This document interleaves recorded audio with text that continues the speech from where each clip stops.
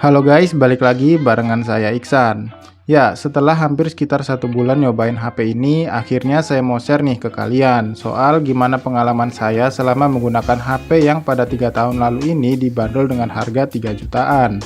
Sedangkan kalau kalian beli saat ini di beberapa marketplace, kalian bisa dapetin smartphone ini di harga 1 jutaan aja.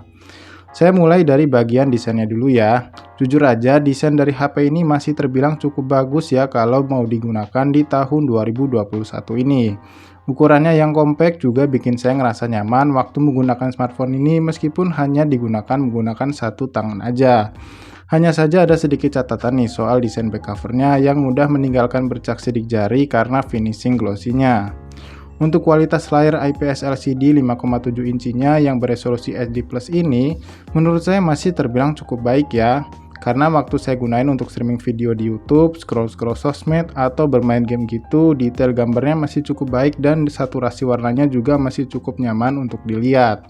Tapi masih ada catatan nih untuk kualitas layarnya, dimana ketika saya gunakan untuk streaming video di YouTube dengan resolusi yang memiliki refresh rate 60 fps, gambarnya akan menjadi tersendat-sendat yang membuat saya merasa tidak nyaman waktu digunakan. Sisanya saya rasa masih cukup layak untuk dipakai harian.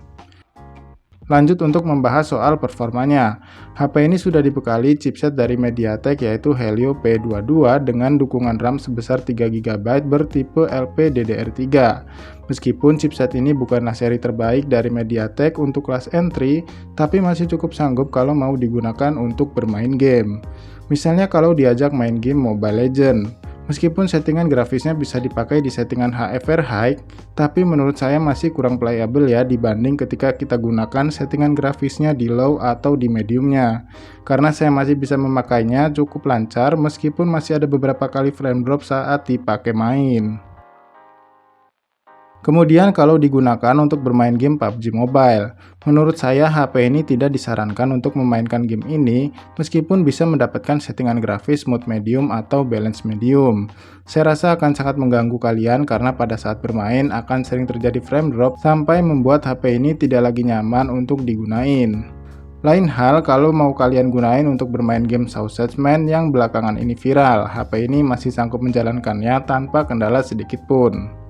Sekarang lanjut untuk bahas soal daya tahan baterainya nih. Dibekali kapasitas baterai sebesar 3300 mAh, HP ini masih sanggup bertahan seharian penuh jika hanya digunakan untuk penggunaan ringan aja. Lain halnya kalau digunakan untuk aktivitas berat seperti bermain game atau nonton film di Netflix. HP ini hanya mampu bertahan di kisaran 7-8 jam aja. Oh iya, meskipun HP ini sudah menggunakan port USB Type-C, tapi dari pengalaman saya untuk mengisi daya baterai HP ini dari 10% sampai penuh cukup memakan waktu yang lama ya, di kisaran 2-3 jaman. Yang terakhir kita bahas soal setup kameranya nih. Di bagian belakang bodinya ini terdapat dua buah lensa kamera di mana resolusi kamera utama sebesar 13 megapiksel dan kamera pendukungnya sebesar 2 megapiksel. Sedangkan untuk resolusi kamera selfie-nya yaitu sebesar 8 megapiksel. Yang mana menurut saya kualitas dari hasil jepretan foto ataupun perekaman video dari HP ini masih terbilang cukup layak ya, meskipun hasilnya masih cukup jauh kalau dibandingkan dengan kualitas kamera dan smartphone keluaran sekarang.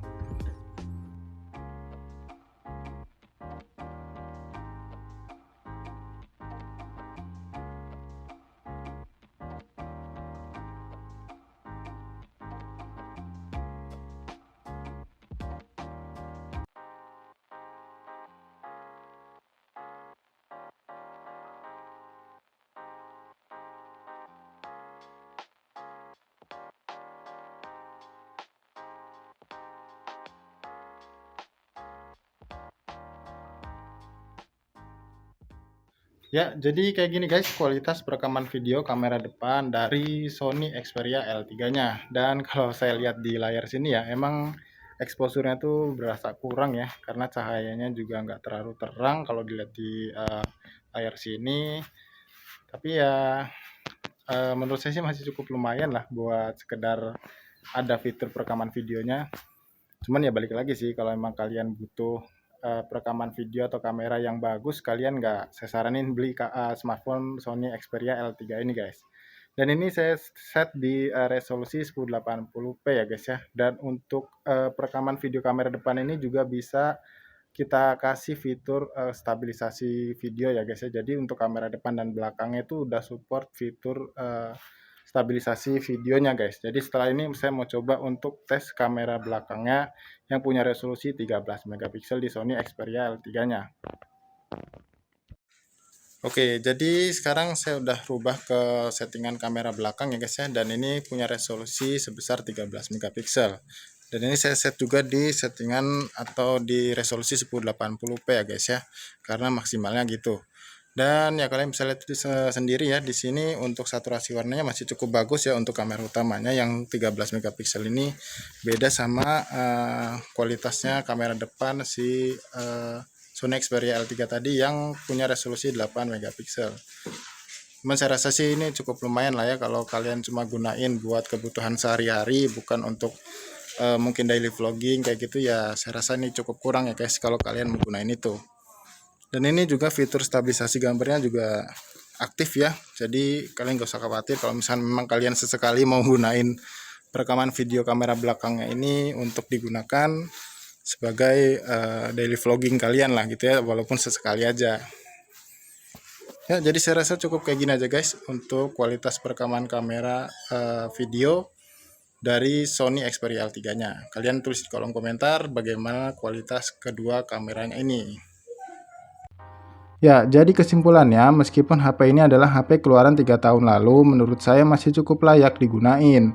Untuk kalian yang memang nggak butuh performa HP ngebut, tapi punya fitur NFC yang bisa mendukung aktivitas harian kalian. Belum lagi harganya yang hanya 1 jutaan aja, saya rasa ini bisa jadi pertimbangan yang baik buat kalian yang mau beli HP ini. Jadi saya rasa cukup sampai di sini dulu ya guys video review soal Sony Xperia L3-nya. Dan seperti biasa buat kalian yang suka dengan videonya, kalian bisa klik tombol like-nya dan dislike video ini kalau kalian gak suka.